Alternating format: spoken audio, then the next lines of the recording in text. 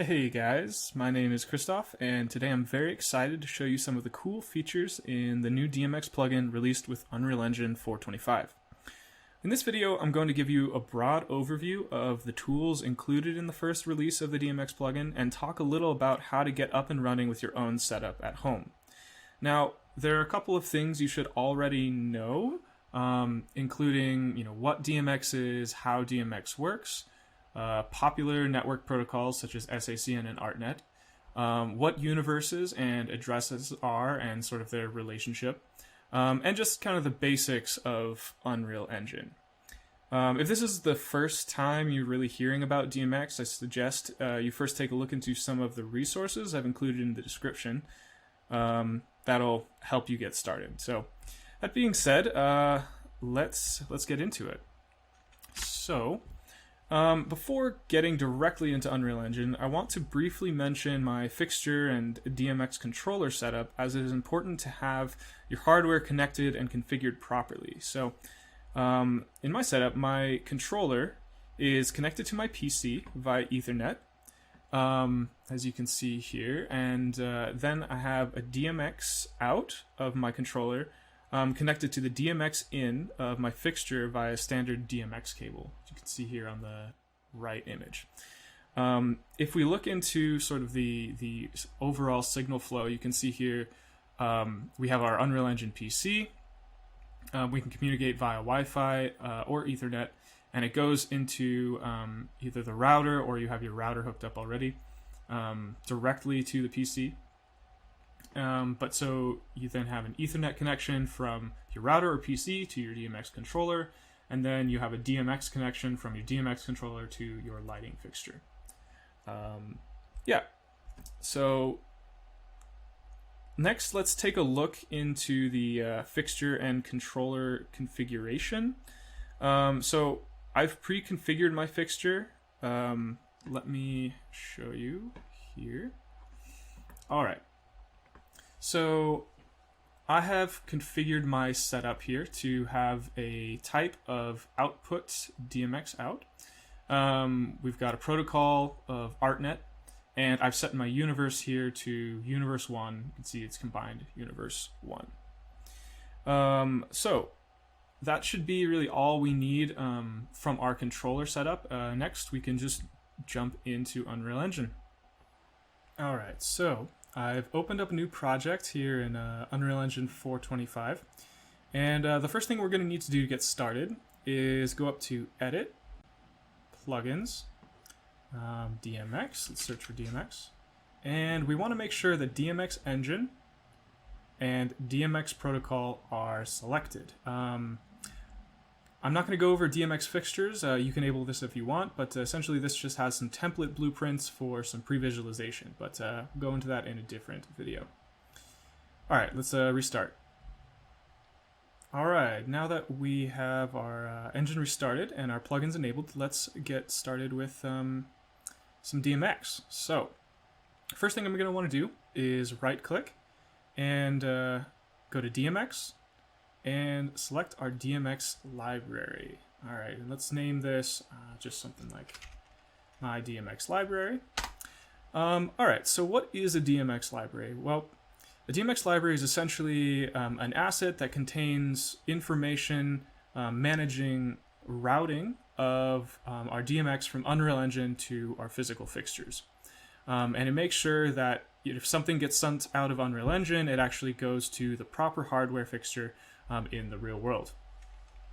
Additionally, it acts as a good way for us to organize and set up all of the different instances that we would like to control. So let's just jump in and show you how it works. So if we double click on it, we open it up here. Let's go to our controllers tab first.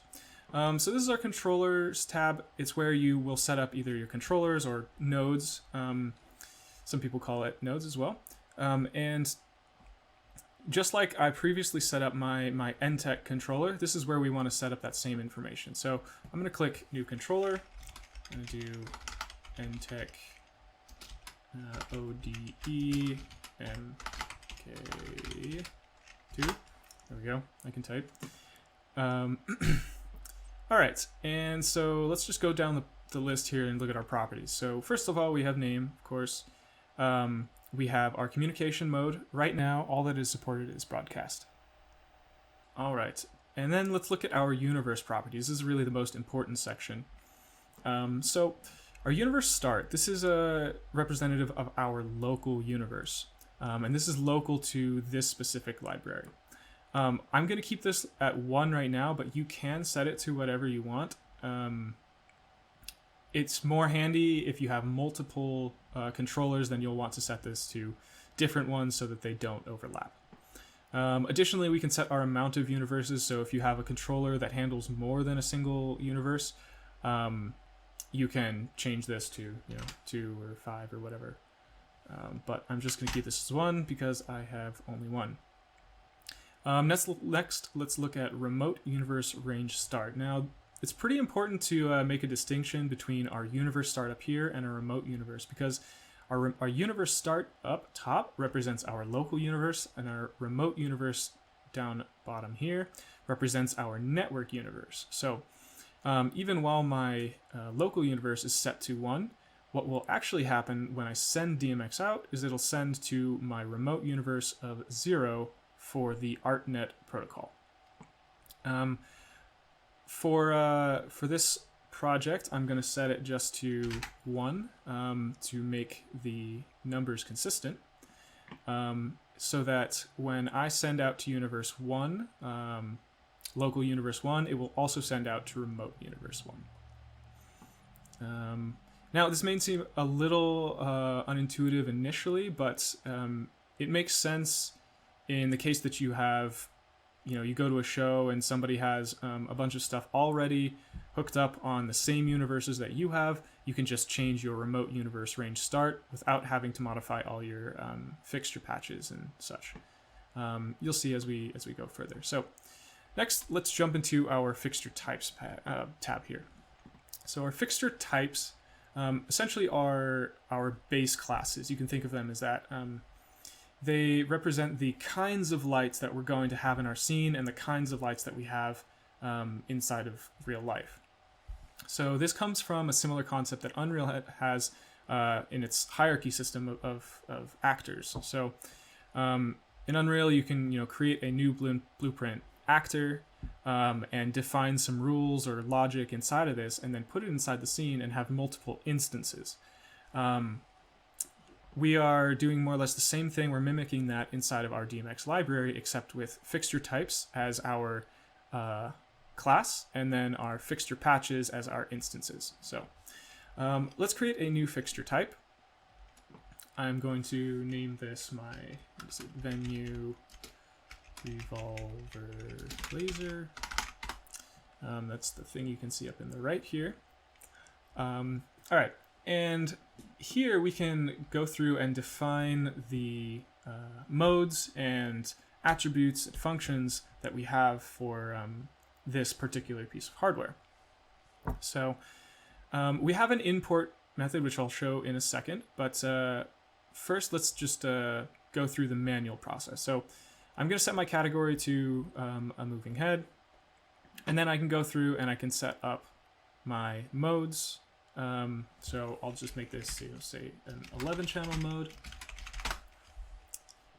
And let's go down and we can start registering our functions. So you'll see here our channel assignment. This represents exactly which channel this function will occupy. If we want to change that, we can use an offset and say, like 2. Now this is a channel assignment actually 3. So we can go through and actually set up only the channels that we want to control, or we can go through and set up all of the functions. It's really up to you.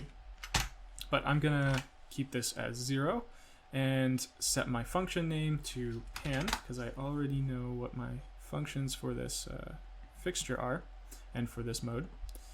And then I'll name this one tilt. And all right, we can set our default values if we want. We can set as least significant byte or most significant byte.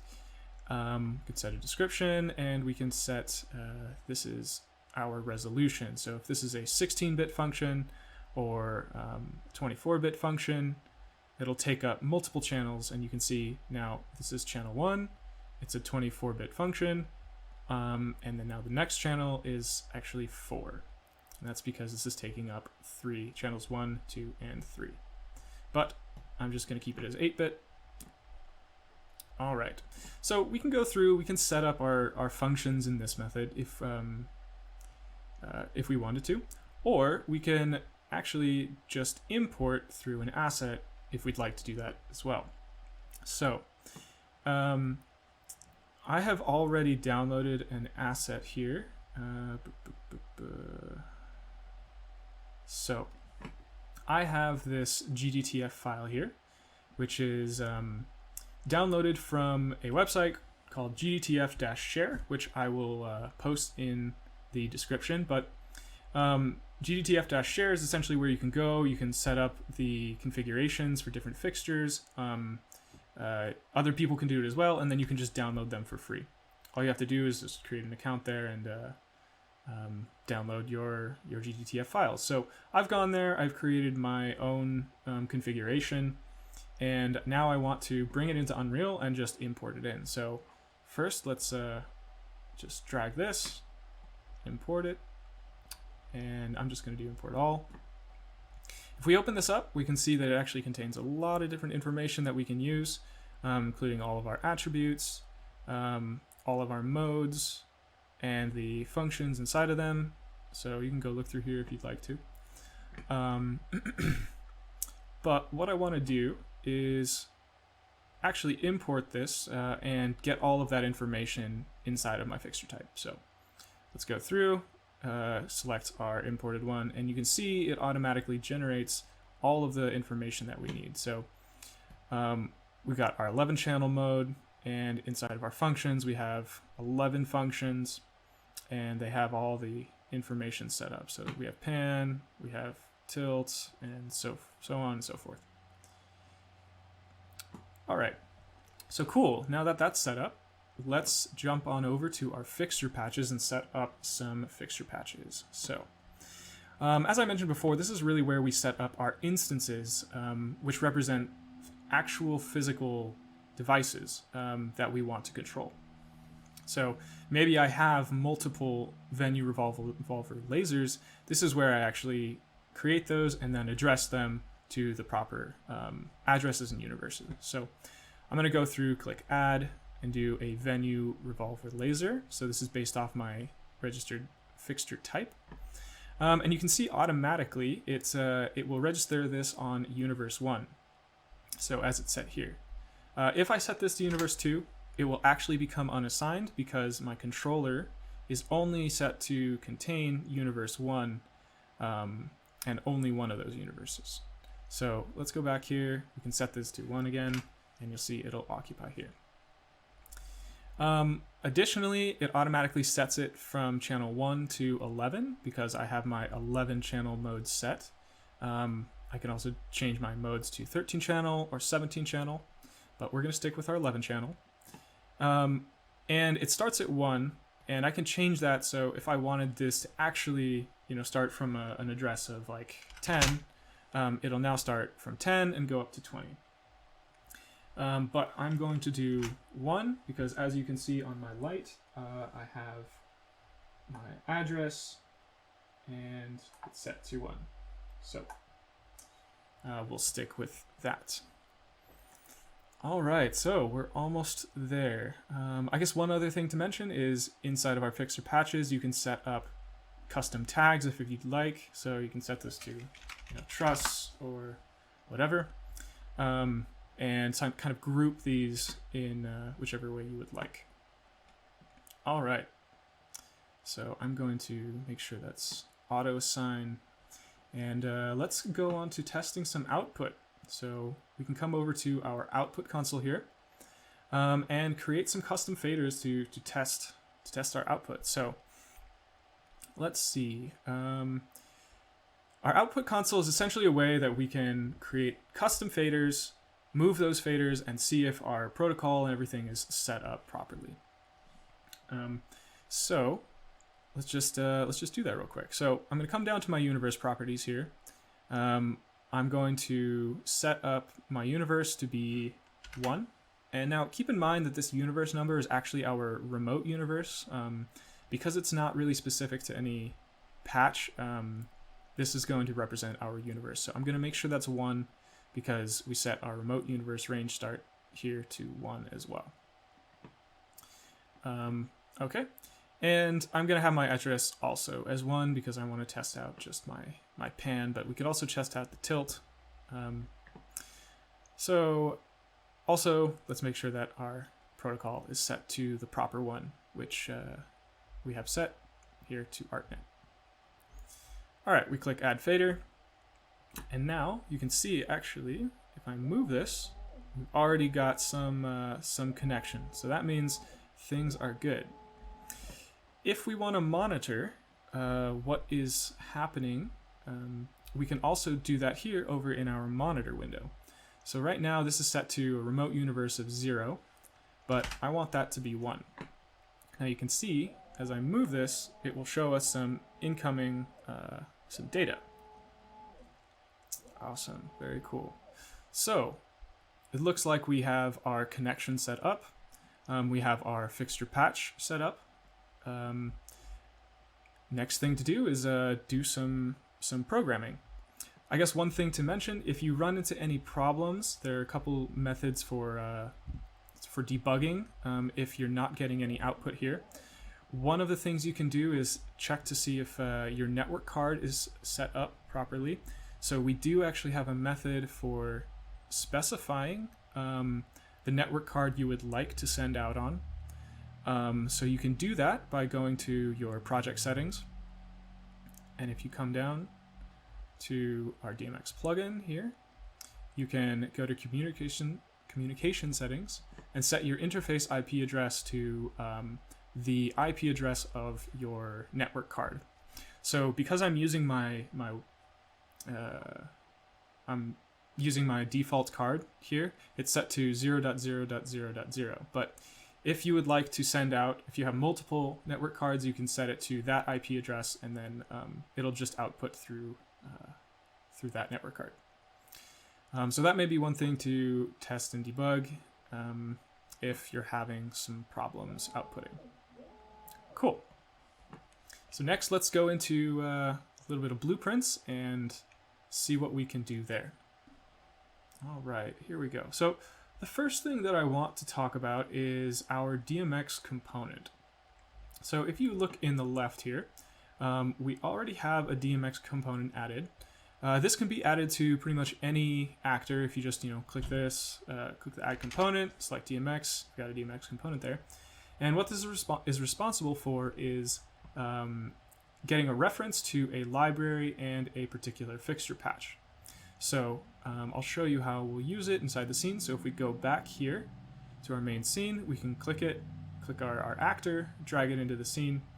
And then over on the right-hand side in our details view, we can select our DMX component and set up our library and our venue revolver laser patch, which we have set up already. Cool, so that's our DMX component. Now that we have a reference to that specific fixture patch, we can do certain things with it.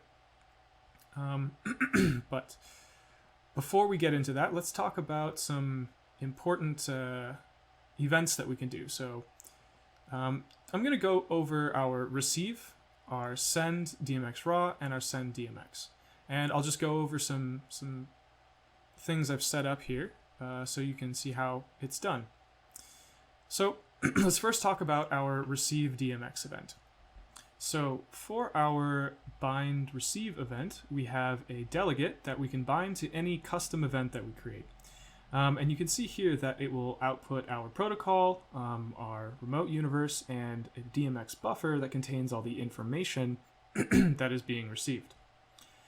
So I'll do a little demo of this for you, and you'll see that the DMX will be received. So if I open up this, let's go to our output console, and let's bring this out here. If we press play here, all right, we're playing in our scene. And if I come down and I try to output something through my monitor, you see we get a DMX received, and we also have our light responding. So cool. We have DMX. Let's go back into our blueprint here. So you can put any sort of functions you want to this and do some logic with it, but yeah, that's the basics of the receive event. Next, let's go on to send DMX raw. So in the case that you just want to send out some stuff for testing, or you don't really want to deal with creating some fixture patches, you can do that here through a send DMX raw event.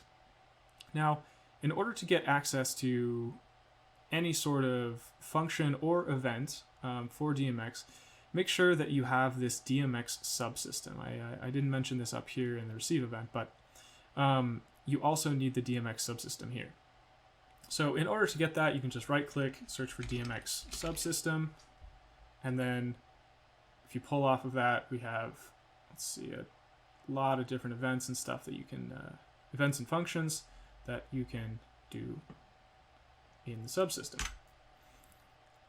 All right, so now for DMX raw, we've created our node, and now we just want to send out some raw DMX. I've set my protocol to be ArtNet. I've set my universe to be 1, and keep in mind this is actually our remote universe because of this is a raw send, and this doesn't have anything to do with fixture patches, so it is our remote universe. And then we can pull off of our channels value map. We've created a map here. I've set my key, which is actually our address or channel, to 1, and my value to 255. So on pressed, it should send to address 1 with a value of 255, and on released, it should send to address 1 with a value of 0. So this should turn my pan and then reset it once I let go of spacebar. So let's do that.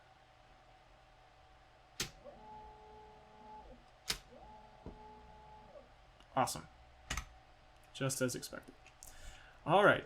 Next, let's go to send DMX. So this is how we actually get a reference to our specific fixture patch.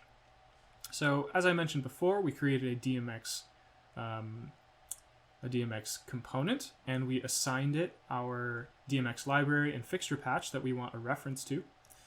And we can come in, we can drag out our DMX component and do just a get fixture patch, and this will actually give us a reference to that. So you can see I've already done it here, get fixture patch, and then we want to actually send out to that particular fixture patch. So we get our subsystem, do send DMX, get our fixture patch, and then we can send out to a map of different functions or attributes, however you want to call it. So here you can see I've done my pan, my tilt, my dimmer, strobe, rate, and my green, and I've set all of those to maximum 255.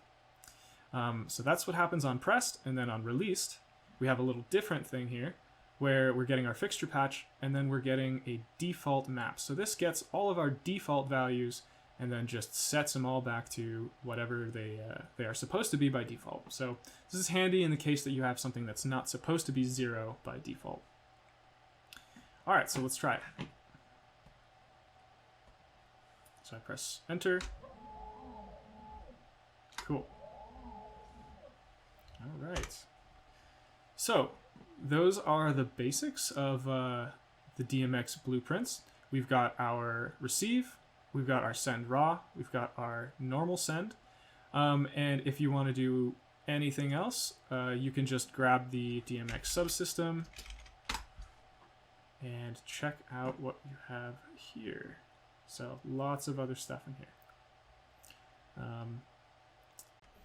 So there are 2 other nodes that I'd like to show you. And first of all, let's talk about our Get DMX Fixture Patch node. So this is a node that you can use if you want to get a static reference to a particular fixture patch. So you can see if we go in here, we can select our library that we want, and then under the library, or under that, we can select which fixture patch in that library we'd like to get a reference to. So What I'm doing here is I'm getting the reference to this fixture patch, and then I'm using this new node here, this get DMX function values, to actually get our specific values for the functions inside this fixture patch. So for instance here, say I want to get my pan value, I can search for the pan value by using our find out of the out functions map and print that. Or there's alternative option here, which is to expose our functions. So what we can do here is actually see all of the functions that are inside this fixture patch and get those values directly. Now keep in mind that these are actually these are only available to be exposed if you're using a static fixture reference. This will not work if I'm using a dynamic fixture reference, which I'll show you here. So in this case, I'm using my DMX component to get my fixture patch, and then I pass it into the get DMX function values. But because this is a dynamic reference, we're unable to actually expose those functions. So just that's something to keep in mind. So in this case, you'll just have to use the find node. But let me give you an example of how this works. So let's move that to 0. So if I press play here and I press shift, you can see that I get all of the values all of the values for the functions of that fixture patch. Now if I come over here to my console and I change this to, let's say, to 197, and then I come back here and I press shift again, now you can see that my pan has updated to 197. So you can see how we're able to get our current values using this get DMX function values.